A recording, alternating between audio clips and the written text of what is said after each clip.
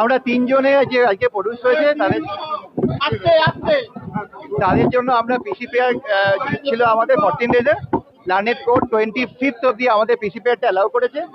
আমরা section adding এর pair করেছিলাম প্রমাণ লোপারের, সেটা লার্নেড কোড অ্যালাউ করেছে। এবারে 25th ডেট আছে, দেখা যাক কি হয়। এখন আমরা ইনভেস্টিগেশনের কিচ্ছু ডাইভার্জ করতে পারবো না, সরি।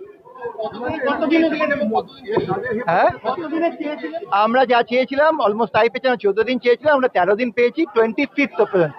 24th অব্দি, সরি 24th অব্দি। আমাদের এটা এসআইটি করানো হয়েছে এবং পুরো টিম বিভিন্ন জায়গা থেকে ইনভেস্টিগেশন চলছে।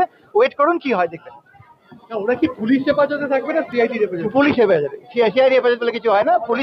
পুলিশ রিমান্ড হতে পারে অথবা জুডিশিয়াল কাস্টডি হতে পারে। এখন আমাদের পেয়ার ছিল, এটা ছিল আমাদের, এটা ডিউরিং ইনভেস্টিগেশন বোঝা যায়।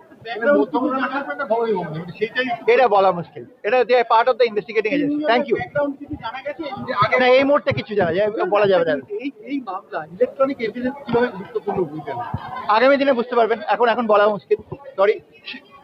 আপনার একটা স্পেশালাইজেশন ডেফিনেটলি এই জন্য গভর্নমেন্ট হয়তো নিয়েছে। লেটস সি কি হয়। ইউপিআই যে ট্রানজাকশন, সেটা থেকে প্রাইমারি ডিটেকশন হয়, সেইটা যদি একটু বলেন। দেখুন, এটা কার ব্যাংক অ্যাকাউন্ট, সিডির যে মেটেরিয়াল আছে, আমি আমার জায়গা থেকে কিচ্ছু ডাইভার্জ করতে পারবো না, সরি। আমরা যেটা কোর্টের কাছে পেয়ার করেছি, যেটা আমরা পেয়েছি, আপনারা জানালাম যে আমরা পিসি পেয়ার করেছিলাম, তার সেটা অ্যালাউ হয়েছে। সেকশন অ্যাডিং এর পেয়ার করেছিলাম, অ্যালাউ হয়েছে।